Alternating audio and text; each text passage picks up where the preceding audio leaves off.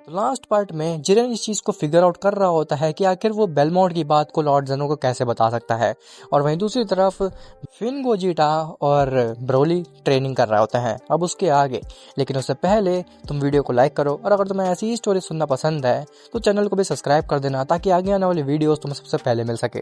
खैर, तो इस बारे में जिरेन सोच ही रहा होता है कि आखिर वो कैसे लॉर्ड जेनो को लॉर्ड बेलमोंट की बात बता सकता है, क्योंकि अगर उसने ऐसा नहीं किया तो हो सकता है कि ये मल्टीवर्स पूरी तरीके से तबाह हो जाए। तभी जिरेन के दिमाग में आता है कि अगर वो ये बात मार्गरीटा एंजल को बताएगा तो हो सकता है कि मार्गरीटा जाकर के लॉर्ड जेनो को ये बात बता दे, क्योंकि एंजल के अंदर भले ही इमोशन नहीं होते हैं लेकिन वो मल्टीवर्स को बचाने के लिए कुछ भी कर सकती हैं।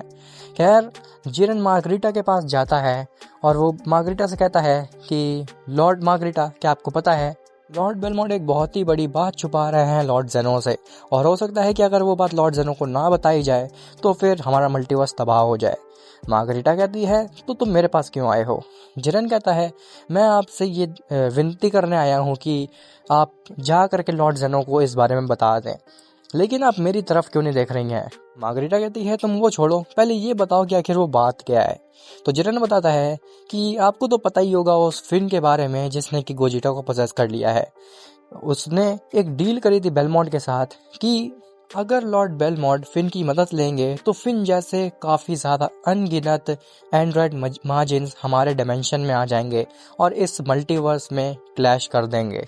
मार्गरीटा हंसती है और वो जिरेन की तरफ मुड़ती है और वो कहती है कि जिरेन, तुम ऑलरेडी लेट हो चुके हो। जिरेन मार्गरीटा का चेहरा देखता है और वो समझ जाता है कि मार्गरीटा को ऑलरेडी किसी एंड्रॉयड मार्जिन ने पोजेस कर लिया है। इसका मतलब है कि इस मल्टीवर्स में एंड्रॉयड मार्जिन आ चुके हैं। जिरेन मार्गरीटा को देखते ही वहां से गायब हो जाता है। मार्गरीटा कहती है जिरेन, तुम कितना ही भाग लो, तुम हमसे नहीं बच पाओगे। अब इस डायमेंशन में काफ़ी सारे एंड्रॉयड मार्जिन ऑलरेडी आ चुके हैं। खैर, वहीं दूसरी तरफ गोजिटा ट्रेनिंग कर रहा होता है ब्रोली के साथ में। फिर गोजिटा ब्रोली को रोकता है और कहता है कि क्या तुमने इस एनर्जी को सेंस किया? ब्रोली कहता है कि कैसी एनर्जी, मुझे तो कोई एनर्जी सेंस नहीं हो रही है। गोजिटा कहता है ये एनर्जी कुछ कुछ फिन जैसी ही लग रही है मुझे। खैर, आखिर ये लॉर्ड वीस और बीरस कहाँ पे हैं? ये काफ़ी समय से आए नहीं हैं यहाँ पे। तभी वहाँ पे वीस और बीरस आते हैं, लेकिन वो देखने में बहुत ही ज़्यादा अजीब और क्रीपी नज़र आ रहे होते हैं। ब्रोली कहता है आखिर ये आपको क्या हो गया लॉर्ड बीरस और वीस? बीरस इस चीज़ का कोई भी जवाब नहीं देता और वो डायरेक्ट हमला करने लगता है गोजिटा और ब्रोली के ऊपर। ब्रोली कहता है लॉर्ड वीस, आखिर आप बीरस को समझाते क्यों नहीं है? ये आखिर हमारे ऊपर हमला क्यों कर रहे हैं? अगर ऐसे ही चलता रहा तो ये हमें मार भी सकते हैं। और ये चीज़ सुनने के बाद वीस भी हमला करने लगता है ब्रोली और गोजिटा के ऊपर। गोजिटा कहता है कि ब्रोली, मुझे लगता है कि फिन ने इन दोनों के ऊपर भी कब्जा पा लिया है और ये लोग उसको ओवरकम नहीं कर पाए, जिसकी वजह से ये आउट ऑफ कंट्रोल हो गए हैं। हमें ये बात जल्दी से जा करके लॉर्ड जेनो को बतानी पड़ेगी, नहीं तो हो सकता है कि यूनिवर्स 7 एक्सटिंक्ट हो जाए। ब्रोली कहता है ठीक है, तुम जा करके लॉर्ड जेनो को इसके बारे में बताओ, तब तक मैं इनको यहाँ पे होल्ड करके रखता हूँ। जिसके बाद फिन गोजिटा वहाँ से चला जाता है। ब्रोली कहता है तो फिर आज मैं दिखाई देता हूँ कि आखिर मैंने क्या सीखा मेडिटेशन से, और मैं तुम दोनों को अकेले ही हरा सकता हूँ। और ऐसा बोल करके वो भी ब्रोली और वीस के ऊपर हमला कर देता है। खैर, ग्रैंड प्रिस्ट और जेनो इस बारे में बात कर रहे होते हैं कि आखिर सेलेस्टियल्स अभी तक इस मल्टीवर्स में आए क्यों नहीं। जेनो कहता है मुझे लगता है कि वो जो बीइंग जिसके बारे में बात कर रहे हैं सेलेस्टियल्स, वो कुछ ज़्यादा ही खतरनाक है, जिसकी वजह से सेलेस्टियल्स को भी उसे इस मल्टीवर्स में लाने में काफ़ी समय लग रहा है। ग्रैंड प्रिस्ट कहता है हाँ लॉर्ड जेनो, मुझे भी लगता है कि आप सही कह रहे हैं। उसी समय वहाँ पे फिन गोजिटा आता है। जेनो गोजिटा को देखता है और कहता है कि आखिर तुम यहाँ पे क्यों आए हो? तो फिन गोजिटा बताता है कि लॉर्ड जेनो, क्या हमारे मल्टीवर्स में और भी फिन्स हैं? जेनो कहता है कि तुम्हारा मतलब क्या है? तो गोजिटा बताता है कि लॉर्ड बीरस और लॉर्ड वीस के ऊपर भी फिन ने काबू पा लिया है और वो अपना आपा खो चुके हैं और यूनिवर्स में तबाही मचा रहे हैं। ब्रोली उन दोनों को रोक के रखे हुए है, लेकिन मुझे नहीं लगता कि वो ज़्यादा देर तक उनको रोक पाएगा। इसीलिए आप जल्दी चलिए और उन दोनों को रोकिए, नहीं तो हो सकता है कि यूनिवर्स 7 एक्सटिंक्ट हो जाए। जिसके बाद जेनो, ग्रैंड प्रिस्ट और फिन गोजिटा वापस जाते हैं यूनिवर्स 7 में और वो ये देखते हैं कि बीरस और वीस के साथ में ब्रोली के ऊपर भी फिन ने कब्जा कर लिया था और अब ब्रोली भी तबाही मचा रहा था।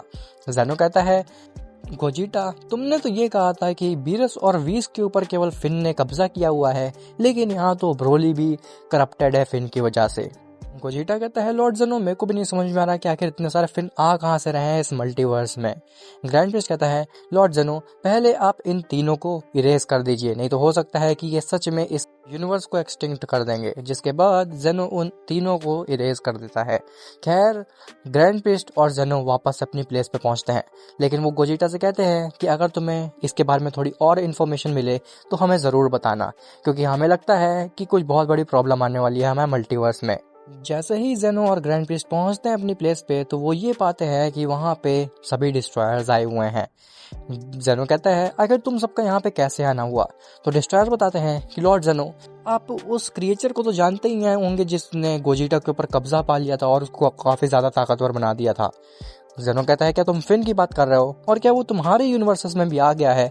तो डिस्ट्रॉयर्स कहते हैं कि हाँ लॉर्ड ज़ेनो वो हमारे यूनिवर्सेस में भी आ गया है, और वो एक नहीं है बल्कि कई सारे हैं जिनको रोक पाना काफ़ी ज़्यादा नामुमकिन हो रहा है। तो आपको जल्द से कुछ करना पड़ेगा, नहीं तो हो सकता है कि वो हमारे सभी यूनिवर्सेस को तबाह कर दें। ज़ेनो कहता है लेकिन आखिर यहाँ पे बेलमॉड क्यों नहीं आया है, मुझे लगता है कि उसी की वजह से ये सब कुछ हो रहा है। खैर तुम लोग यहाँ से जा सकते हो और हम लोग फिगर आउट करते हैं कि आखिर क्या करना है। डिस्ट्रॉयर्स कहते हैं कि लॉर्ड ज़ेनो आप जल्दी से कुछ करिए, नहीं तो हो सकता है कि हम भी बहुत जल्द करप्ट हो जाएं और अपने ही यूनिवर्स को एक्सटिंक्ट कर दें। जिसके बाद वो डिस्ट्रॉयर्स वहाँ से चले जाते हैं। ज़ेनो ग्रैंड प्रिस्ट से कहता है कि ग्रैंड प्रिस्ट मुझे लगता है कि अब समय आ चुका है उस जैकेट को यूज़ करने का, क्योंकि हम और ज़्यादा सेलेस्टियल्स का वेट नहीं कर सकते।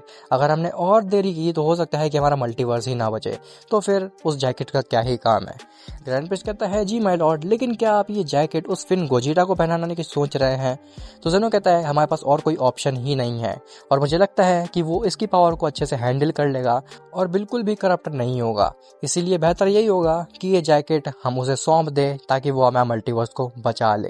खैर अब क्या फिन गोजिटा बचा पाएगा इस मल्टीवर्स को जितने भी एंड्रॉइड मार्जिन्स हैं उनसे, और आखिर सेलेस्टियल्स कहाँ पे है। लेकिन एक सेकंड, आखिर फ्रीजा कहाँ पे गया, वो कैसे गायब हो सकता है, ये इसके सबके बारे में तुम्हें पता चलेगा नेक्स्ट पार्ट में।